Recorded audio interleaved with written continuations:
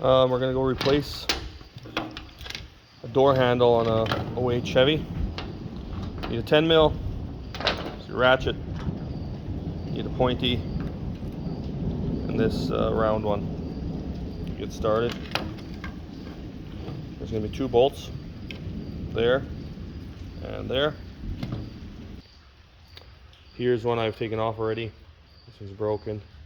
I got a couple parts truck in the back, so you have to take this off.